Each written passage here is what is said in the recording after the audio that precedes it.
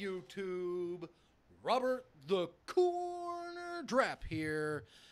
I'm back again, joined as always by my good friend and tag team partner, Sierra. How you doing today? Doing good. See, it's not just a voice. She's here. My equipment sucks.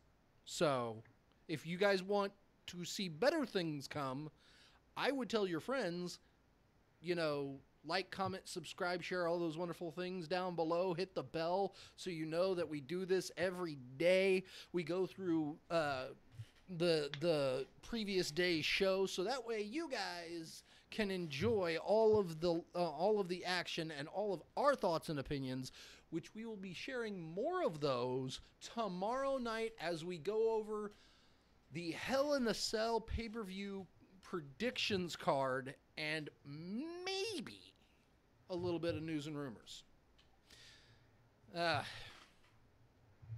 But starting off with... Are we going to start with 205 Live this time? I mean, I don't think you ever look at the layouts, do you? But you said you'd promised.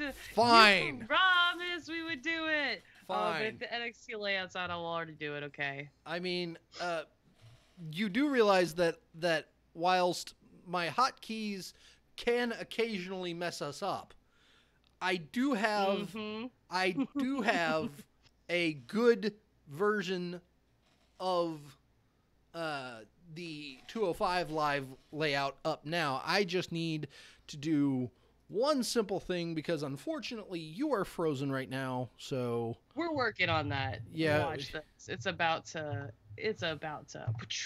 We're gonna get it to work. You're gonna get it to work. So I'm going to regretfully exit out of my all-in video. Ooh, I've been meaning to do that. It's so good. I've heard. It's so good. Yup.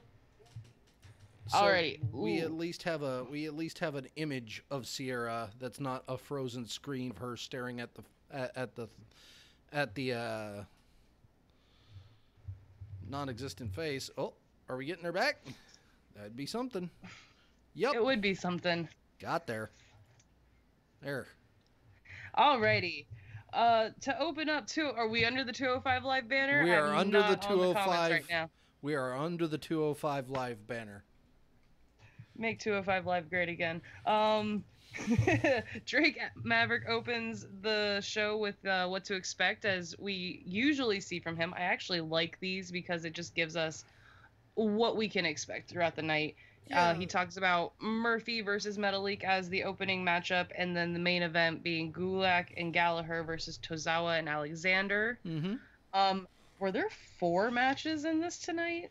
No, there was only 3. We got 3 matches as per usual.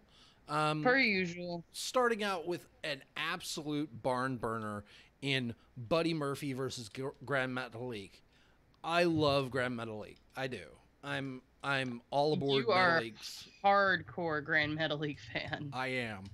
I've loved him since I saw him in the Cruiserweight Classic, and now getting to see him, especially in this match, display his aerial acumen and his hard hitting. I mean, there were some serious shots in this match from Grand Metalik. Those back elbows that he did while Buddy Murphy was on his knees were fucking thunderous. And oh yeah, I'm like, how is this man even conscious right now? But he was. He was completely conscious for the whole thing. So can't say that I'm very happy though with the ending. But let's continue going on. I mean, this wasn't as fast-paced as Metalik versus Nice last week, which was a very fast-paced match.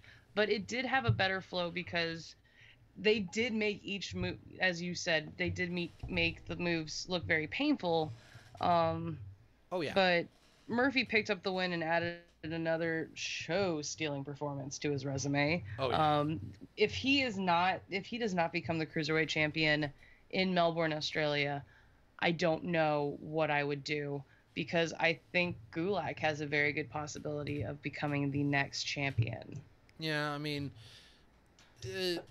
I would like to see them get away from the typical face heel dynamic of a storytelling and just have uh ow competent. Sorry. Yeah, you went quieter there, so you might want to pick up your mic. We're working on that. Yeah. Um, the competent heel versus heel story can be done, and it's always wonderful to see that kind of thing. Again, this was, I still can't believe, because the Metal League driver has been kind of protected in the sense that when he hits it, you don't kick out. And this is the case where Buddy Murphy kicking out makes the stronger point that he's going to win in Melbourne. So I can't say I argue against it. And personally, I didn't know if this was going to be kind of a DQ situation, and I wouldn't have been mad at that part, especially if they went late into the match, or if Metal League was going to get the win. But Buddy Murphy getting the win does make more sense. It really starts to build him up for the Super Showdown, because that is in 5 weeks. Yeah, that is in a couple weeks. We get a replay of Mustafa Ali's last match that he had against against Hideo Itami, and then we come back from that replay and we get to see Mustafa Ali, Cedric Alexander, and Akira Tozawa in the back, and it's like, again, this is that kind of that misunderstanding, but really Akira Tozawa is very, he goes from being this like super intense, I'm ready to beat the shit out of somebody, to, oh hey dude, how's it going? Very, very calm and jovial. It's hilarious. And it's hilarious. That kind of dissonance really made it funny. And it's like, I don't want to laugh at you because the cruiserweights get laughed at enough as it is, but you did a damn good comedy bit, so I will salute you on that. This was a squash match. This is very typical. I'm sorry, I moved right into the match. Yeah, the match very was stereotypical middle match of the card. It's a squash match to build up the talent. I think it's odd that they had Ali take on a jobber as soon as he came back, but I mean, he does have to technically still prove to Drake Maverick that he is ready to go. And fucking Hideo Itami comes out before the match starts, cuts one promo in Japanese, and then holy another. Shit, I actually understood half of it, and he literally did repeat what he said. That's wonderful, because he starts in Japanese, then switches to English, and it's like, okay, that's great. Just fuck with him some more, please. Of course, Mustafa Ali wins the squash match against poor jobber or somebody, Murphy, I think. I don't know. I wasn't paying attention. I never saw his name or anything. They didn't put up a graphic for his name, but but commentary towards the end actually did say his name once. So. Okay. Doesn't matter. Fucking Maverick. Fucking DM the GM with Drew Gulak and Jack Gallagher in the back. I fucking love how Gulak brings up AOP, and fucking Drake's like, hey, they have nothing to do with my abilities here, but hey, if you want, I can call them. And he pulls out his phone, and no, we're good, boss. We're good. It's like fucking awesome. Please. And like I said, I actually want to see them kind of become security. It would be great. I did think about that when he said that. I was just like, man, Rob's gonna be talking about this tomorrow. Yep, they're setting it up. They're setting it up. Fucking but dueling. This leads into. Oh, go ahead. Yeah, dueling selfie promos by Noam Dar and Leo Rush. Great. Dar calling out the accent on Leo Rush and the cadence was hilarious. Oh, that was great. It was fucking solid gold. But these promos were set up to announce that next week Leo Rush would be facing Noam Dar. Yep. Pretty excited about that, because as much as I don't like Leo, his what he does in the ring is amazing. Right. I tell you what, I'm noticing that I have something I have to go take care of for a minute. So I will let you, our resident 205 Live mistress, have at. You are now center stage, and I will be back, hopefully, for the conclusion of said wonderful segment. So, Alrighty, leave the main event to Sierra because I did not take notes. I was too busy enjoying this match. Main event is Cedric Alexander and Akira Tozawa versus Drew Gulak and Jack Gallagher. This match I really did like because each of these people, Gallagher and Gulak especially, have been aligned for a couple months. So they've really had the opportunity to create chemistry as a team, much like how Kendrick and Gallagher did. On the other hand, Alexander and Tozawa, they are technically friends, but they haven't had that much time in the ring together to really build the chemistry. While putting the champion in the main event is always a good idea, it did nothing to enhance the storyline. That was all done in the Murphy Metal League match that we saw earlier in the night. Offensively, Gulak and Gallagher used their technical ability and the teamwork to control most of the action in the ring. The first half of the match was very hard for me to get through. All four men ended up making the second half more fun than the first, but it still felt like we weren't getting the stereotypical 205 Live match that we are been getting used to seeing.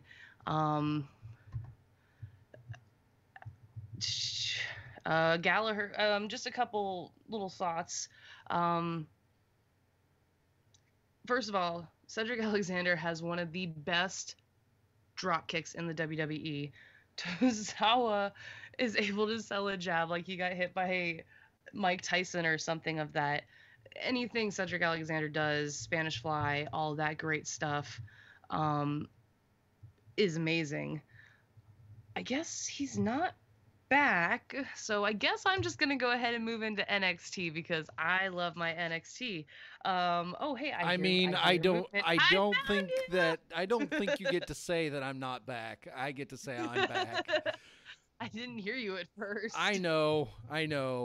It's so weird when I'm not here, but I am here, so let's get back to work.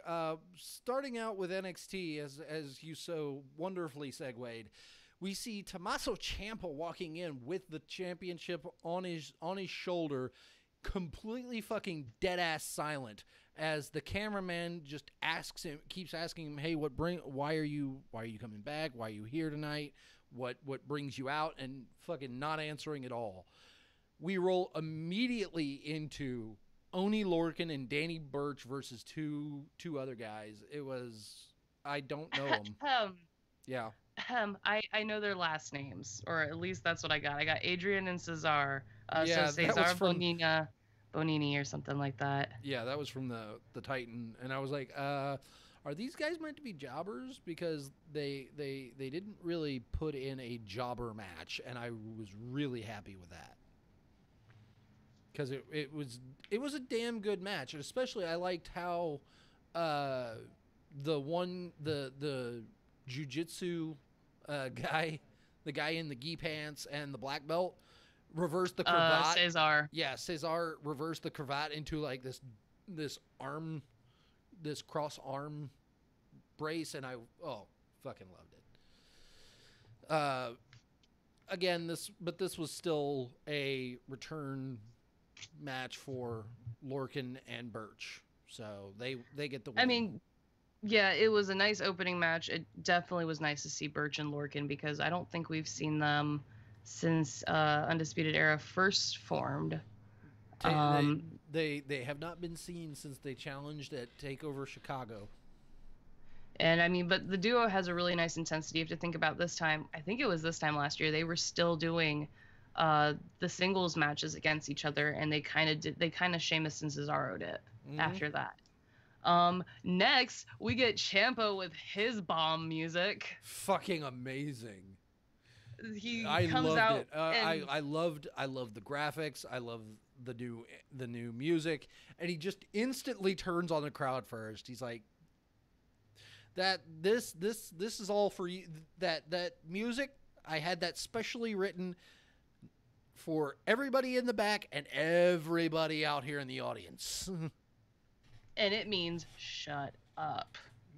In the kindest, most gentle way I could say, shut up. Hold up, his accent that he did. Oh yeah. Oh my gosh. The fucking mocking voice was gold. And I love how he completely owned up to being narcissistic in a sense. Like, Yeah, if he does a thing, it's right out in the open. Yeah, because he does immediately segue into the Aleister Black investigation, stating that, how Sullivan said, I would still be standing over Black if it was me. In that instance, Ciampa also replies that he does his work in front of the crowd, in front of the audience, on the stage, so everyone can see him. Mm-hmm. And that everybody wanted to take out Aleister Black, which that brings up a good point. And I swear to God, after the certain point in this episode, I swear to God, if they make the person I think they're going to make the attacker, I'm going to freak, and like not in a good way. Yay. We have the title talks. The title talks. I was gonna say, yeah, the talking to the title, that was pretty fucking great. I love it. If you want to be a success, follow the lead. Follow Ciampa. Yep. Next we have Violet Payne versus Shayna Baszler. I mean, who the fuck do you think won this match? Yeah, I guess this would be considered a squash match. I'd never seen Violet Payne before. Yeah, she. I think the thing for me that made me wonder if this was gonna be honest competition or if this was gonna be a squash match was Violet Payne actually had graphics for her shit. Yeah, and an entrance. And an entrance, like she had moves put in place in time to the music. So she's definitely just coming out of, this is probably one of the first shows she's worked, because her selling is absolutely crap. I mean, first of all, if you've been put into the Kirifuda clutch how many times, you're not going to wake up as soon as she puts it on you again if you're supposed to be knocked out. The fact that she just lays there, but every time she gets released, she rolls herself over real quick. I mean, on one hand, you're right. On the other hand, I've been choked out before, and I remember that there was probably, I'd say, 3 or 4 second gap in time that seemed instantaneous to me. Where I was standing up, I was in the rear chokehold, in the rear headlock, and the pressure was applied just right. I instantly blacked out, and I opened my eyes again. I'm on the floor staring at the ceiling. Well, no, of course, when you fall, you're going to fall. But she put in that extra spin in there. It's just when you fall, you're going to fall flat. You're not going to do some little pretty ballerina. Yeah, she didn't need to, like, if she had rolled off the apron, like, because I feel like Shayna Baszler. Don't get me started on that spot. No, I don't want to. Yeah, throwing her off the apron after the second Kirifuda clutch. Rolling her out the ring. If she would have just rolled and then flat on her face and stayed there, I would have been okay with it. It's like, okay. Yeah, don't lift your leg up like that either. Don't fucking move after you hit your fucking face. Stay there. Wait for the refs to come roll you over to check on you. And then kind of open your eyes. Maybe don't move a lot. Just stay there. That's all she had to do.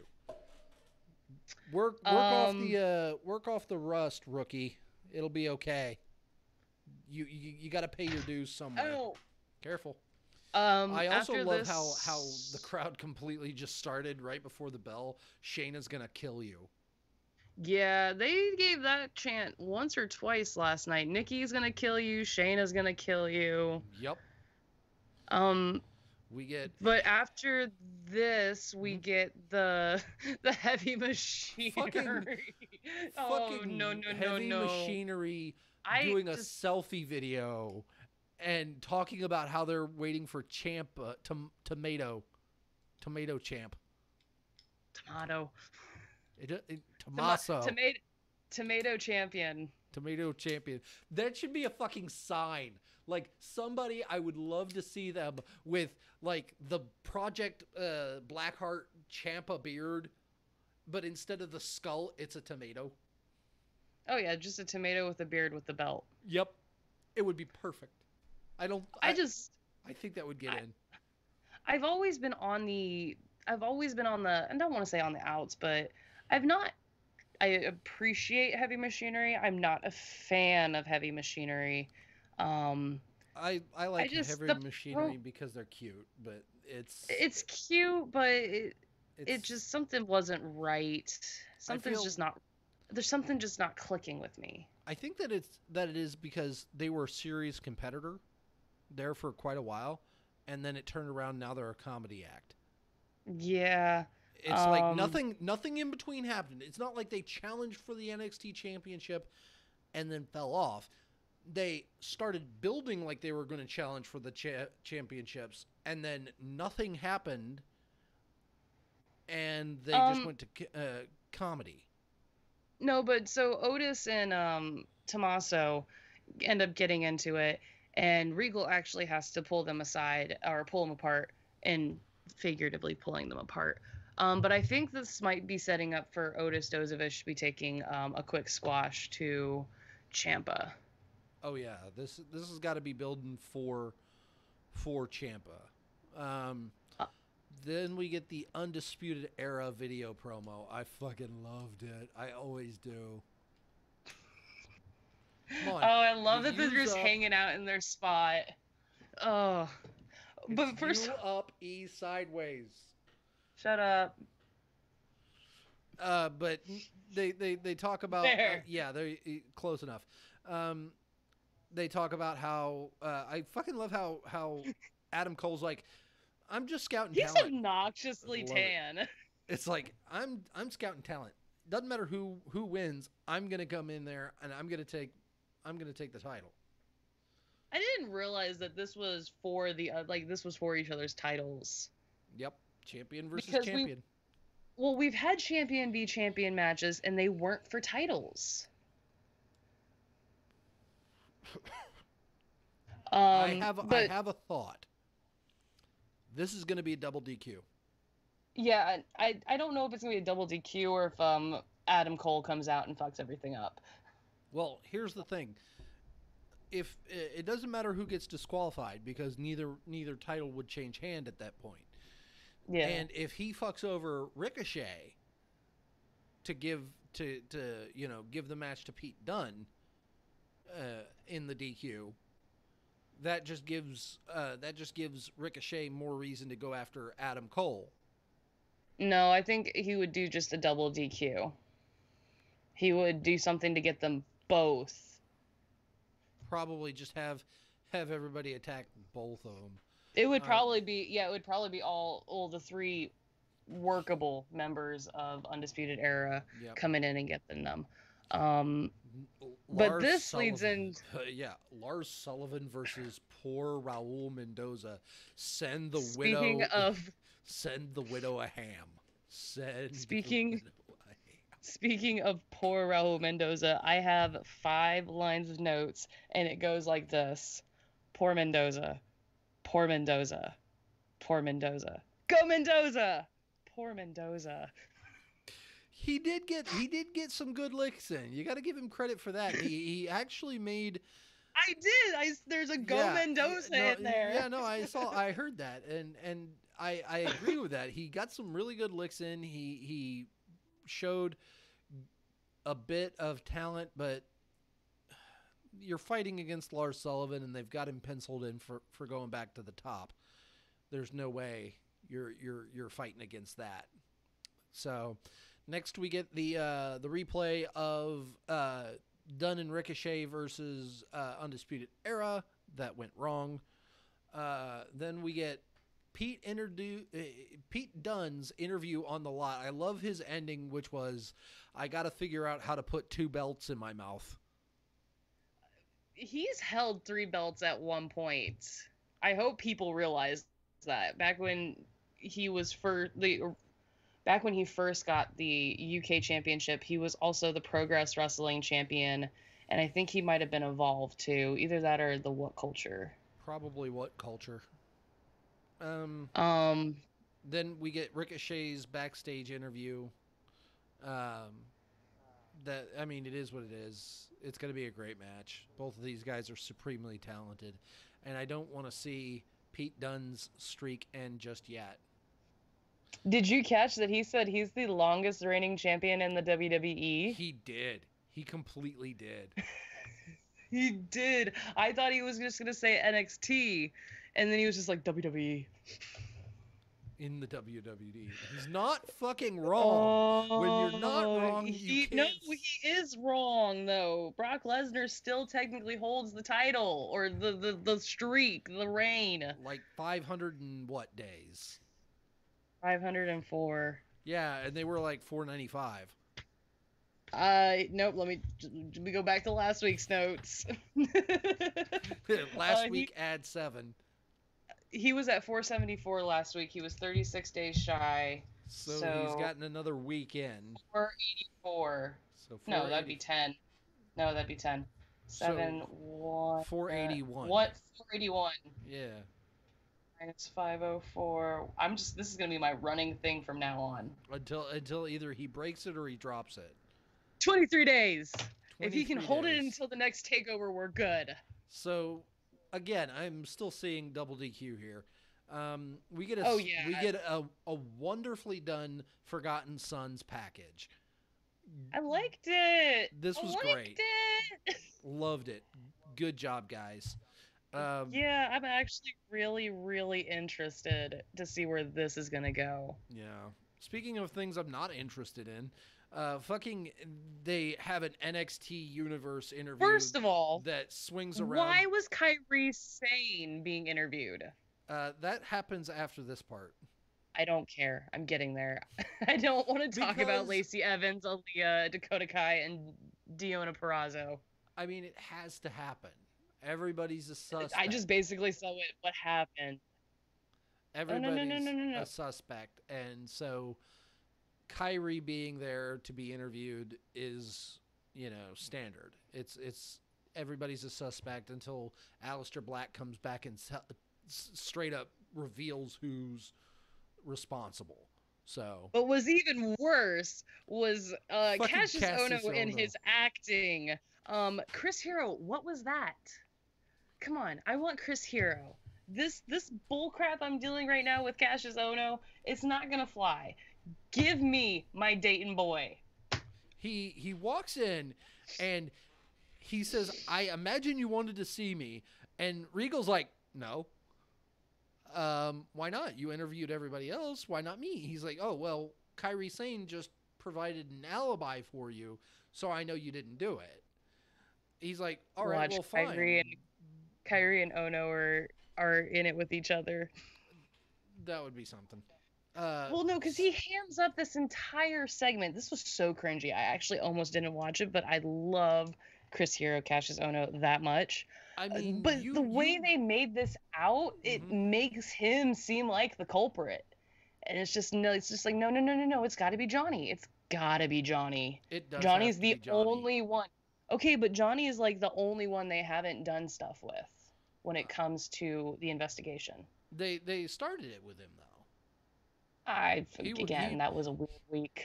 He was first, but he didn't actually answer the question, and that's what made me think that he did it. So Cassius Ohno, and you hated this, and I give you your opinion as your own. You liked this? I did not hate this as much as you did. Why? Partner. Nope. You want to know why I didn't hate this? It's simple. because he starts bringing up his list of grievances with Regal. He starts making his valid point and then says he's going to break whatever new toy comes in. That means he's gunning for the guy they saw at what was his name? So, I don't know, but question. Yeah. So, Cassius Ohno came back before Aleister Black, correct? Yep. So, what if it is Cassius Ohno, he's taking out every one of the new call-ups that did better than him after they were brought up? So, who would be the next person that isn't already been main rostered? I don't know. I'm not on it. I'm sorry. Well, EC3 would be on it. So, but EC3 would be on the list. Ricochet. Ricochet would be on the list. Adam Cole would be on the list. Any of the members, with the exception of Roderick Strong of Undisputed Era, would be on the list. War Raiders. War Raiders. Lars Sullivan? Yeah. If it is him, that would be interesting to see him just go through all of the people that got called in to NXT and did better than him. But I still think it's Johnny Gargano. I still think it's Gargano. It's got to be Gargano. Unless Nikki said all she saw was chaos. If they're bringing in a new person with the chaos theme, or if Sanity's back to doing double duty, which would be kind of cool, because that would be a way to bring Aleister Black up to the main roster, doing something with Sanity. Maybe. We get to Bianca Belair versus Nikki Cross for our main event. The crowd is quick to chant, "Nikki's gonna kill you." I loved it. There was a lot of physical dominance by Belair in the early going. This is what I've got, because after that it was just basically, back and forth, which was fine. But this is the notes I have.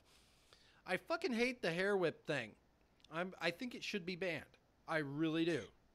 You have said that every time she's used it. Yeah. Well, they aren't changing anything about it, so keep taking your medicine, motherfucker. Speaking of, no, in the real, I don't see an issue with it. Medicine. I mean, I don't see an issue with it. It's bringing maybe not bringing a foreign weapon, but bringing a weapon into a match. So every other woman that's whipped their hair in someone's face, every woman that has grabbed the hair, because hair is not a foreign object, it grows on you. Okay. There is a difference between somebody with your hair length, flashing a little bit of a kind of a, how do you want to say, disrespectful spin, almost, where it whaps them in the face a little bit. I've had that done. I'm sure you've had it done to you. It's not fun. I do it to myself. Exactly. It's not fun, but it doesn't hurt to the extreme that she is inflicting with this. It is basically a full-arm chop, but it's a whip. She is literally whipping people. You say that, but there are ways to make whips and other things hitting a body sound much worse than it is. I think she just makes it sound much worse than it is, because there's not actually a real issue with the hair. Anytime she hits them with the hair, it's that hurt for a second, but it's not going to take over the match. We can agree to disagree.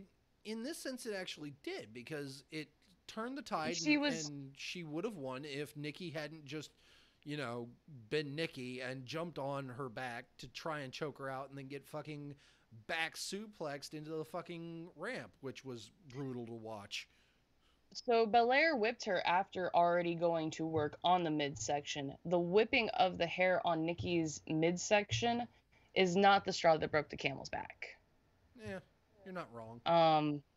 But so it's announced that it's a no DQ. But after that's announced, It's a They no continue to contest, yeah. brawl.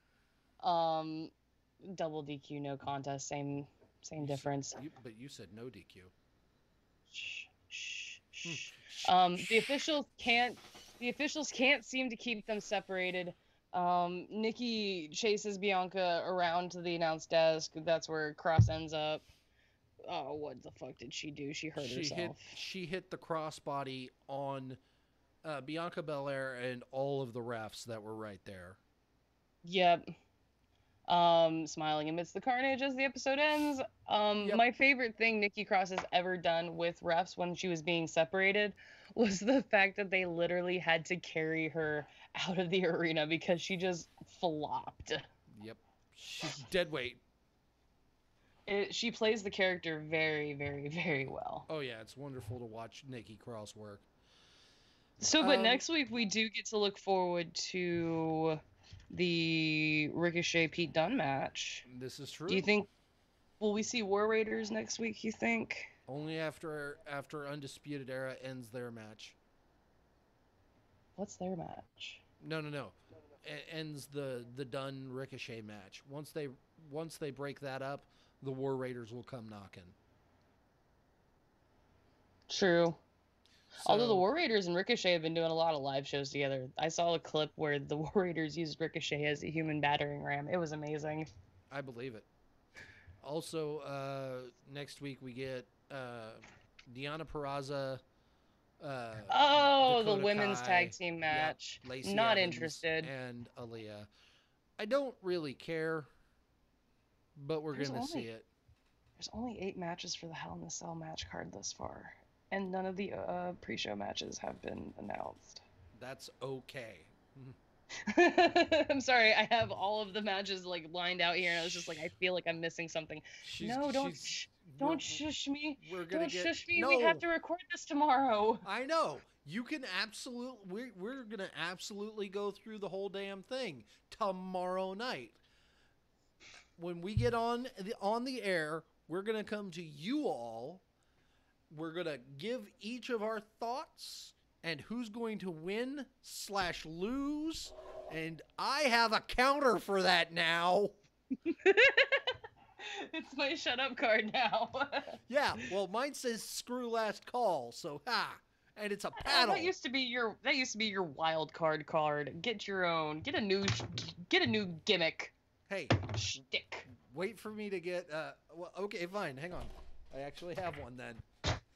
The Incredible Hulk. How about Batpig? That's cute. Anyway, we both went for superheroes. Oh, sorry. We have. Oh God, we have all of the matches. I'm pretty sure I'm gonna have some thoughts on them all, and since we got a little bit of time, usually we don't go this quickly, and we got a little bit of thought time.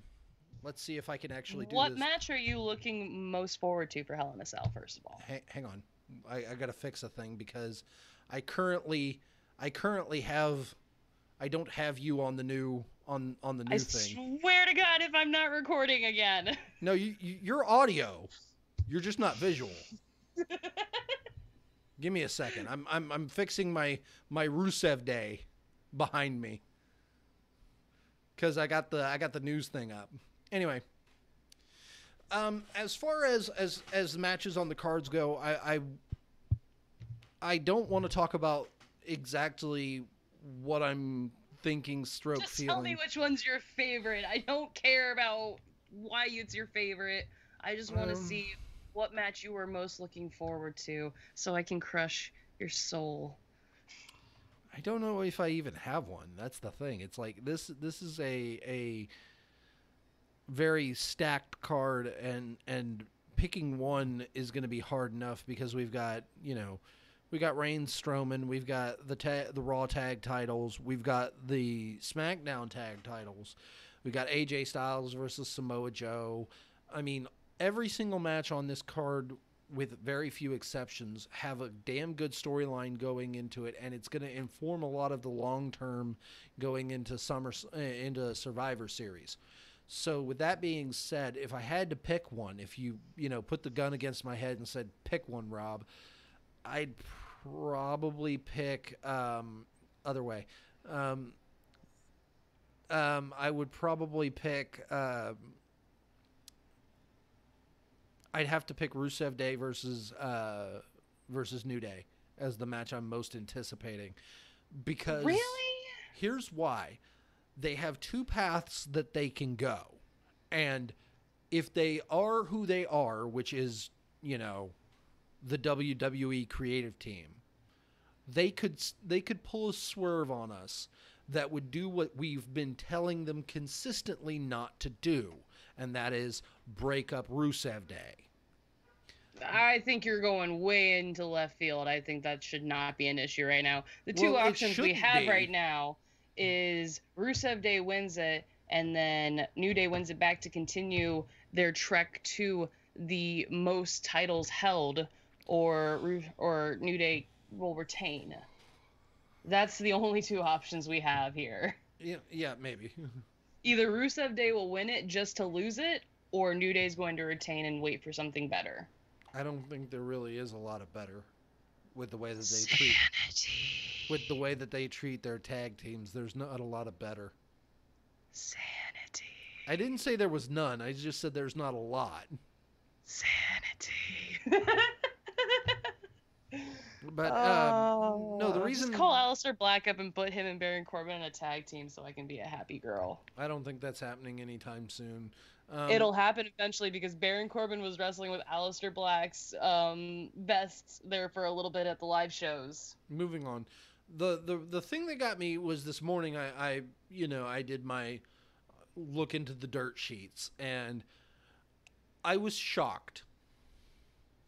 Fucking Forbes had an opinion. Forbes always has an opinion. Forbes.com is supposed to be a fucking business website where you go to learn about futures on the stock market. Hold up, did you not know Forbes had a sports entertainment section? Because I did not. I knew that. That's where I was getting a lot of my rumors from. I have not received. I guess I stick to the more traditional sources with. Yeah, but with Forbes, you get what WWE wants to hear too, so it gives you more of an insight into what WWE's plan is versus what we want. Well, I mean, it's kind of like going with ESPN or CBS Sports as well. If you just look through that, you get a little bit of what WWE wanted to be heard. Yeah, maybe. And then you go into all the other traditional news outlets and counter-produce and all that great crap. It's a huge web of lies. I don't know. Bleacher Report and Pro Wrestling Sheet seem to be fairly solid. So, like Daily DDT. Yeah, I've not checked them out. But no, this pay-per-view is going to be something to this closely watch. This pay-per-view will either be amazing or it will flounder. Yeah, they're going to do a thing. There are a lot of good matches on paper. Oh, yeah. It'll be the execution that will be interesting. And it's going to come down to some of the women, I think. You might be right. Anyway. Because unless Jeff Hardy and Randy Orton have like some sort of like aneurysm before the show, that's going to be a good match no matter what happens. Yeah. Charlotte and Becky, I don't think we can get a bad match out of them. New Day, Rusev Day, that's just a hype train match. Styles and Joe, those are two very over superstars. McIntyre, Ziggler, Rollins, and Ambrose, those guys know how to wrestle. They're in a devoted storyline. Everyone's popping for McIntyre, Ziggler, Rollins, and Ambrose. It's Bella, Maurice, and Rousey Bliss I'm worried about. I'm actually worried less about Rousey Bliss because at SummerSlam they put on a fairly good match, and I agree with your concerns on Brie Bryan versus Ms. Maurice. That needs to be a concern. Another concern is Roman Braun, but that's because Foley's going to be in the cage. Yeah, I think here's the thing about Mick Foley. he may be a face, but I don't think he'd pull any shitty tactics to I don't deny. think that's not what I mean. I mean, Braun said if Foley gets in my way, I'll make Undertaker versus Foley in the first Hell in a Cell match look like a paper cut. Yeah, I mean, I worry about Mick Foley's health. yeah, Mick is crazy. He would absolutely take any bump that they asked him to take, no matter what the doctors say, and that needs to not be a thing. He needs to, you know, do what he can. They need to do what they can to not have that be a thing. But if Roman is gifted the win by Mick Foley, by virtue of him maybe hitting the mandible claw, and because it's happened to any superstar, you know, it's like I'm pretty sure Foley's faced Big Show and won with it, so it's possible that he can. I don't want to see it happen. So, anyway, I want to thank you all for watching. Please like, comment, subscribe, share all those wonderful things down below. Hit the bell for the notifications. Follow us on Twitter at InMoshPit for the show. I'm at Rob's Random Roms. She's the heavy metal hippie. And we will see you all tomorrow night for our news, rumors, and prediction show. Wow, this is going to be one hell of a night. Wait, I thought we were nixing news and rumors for predictions. Like I said, a little bit of news and rumors. It's mostly predictions. So it's going to